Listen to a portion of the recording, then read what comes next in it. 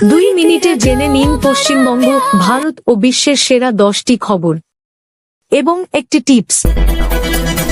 22 মের পশ্চিমবঙ্গের খবর। বিধানসভায় বিরোধী দলনেতার জন্য ঘরাদ্দ না হওয়ায় তৃণমূল প্রতিবাদ জানিয়েছে। শোভনদেব চট্টোপাধ্যায় বলেছেন, দ্রুত সমাধান না হলে ধর্নায় বসবেন বিধায়করা। ভোটার তালিকা সংশোধন নিয়ে ট্রাইব্যুনাল এখনো পর্যন্ত 6,500-র বেশি আপিল নিষ্পত্তি করেছে। প্রায় 61% নাম ফের ভোটার তালিকায় যুক্ত হয়েছে। প্রাক্তন কলকাতা পুলিশ ডেপুটি কমিশনার সোনা পাপ্পু মামলায় ইডি একাধিক জায়গায় তল্লাশি চালিয়েছে। তদন্তে নতুন তথ্য খতিয়ে দেখা হচ্ছে। 1 জুন থেকে রাজ্য সরকারি বাসে মহিলাদের জন্য বিনামূল্যে যাত্রার সরকারি বিজ্ঞপ্তি জারি করেছে পশ্চিমবঙ্গ সরকার।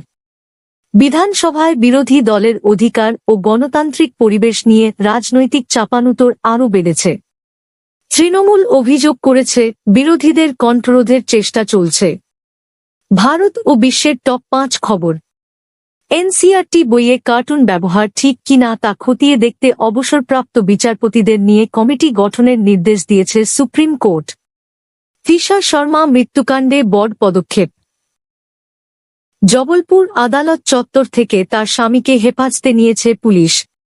আরএসএসের অর্থনৈতিক শাখা শক্তিশালী টাকার পক্ষে মত দিয়েছে, যা অর্থনীতিবিদ অরবিন্দ পানাদারিয়ার মতের বিপরীত বলে মনে করা হচ্ছে। নিট ইউজি 2026 পদার্থবিদ্যার প্রশ্ন ফাঁস মামলায় মূল অভিযুক্তকে গ্রেপ্তার করেছে সিবিআই। আজকের রাশিফল টিপস। 12 রাশির জন্য থাকছে বিশেষ সৌভাগ্যের ইঙ্গিত। নিচে দেখুন। আপনি প্রতিদিন রবিবার ছাড়া রাত 9 থেকে 10 পর্যন্ত এই খবরটি পাবেন। যদি নতুন সদস্য আপনি এই খবর থেকে সন্তুষ্ট তাহলে সাবস্ক্রাইব করুন, শেয়ার করুন এবং এই ভিডিওটি লাইক করুন এবং দেখার জন্য ধন্যবাদ। শ্রীরামপুর টিভিতে স্বাগতম।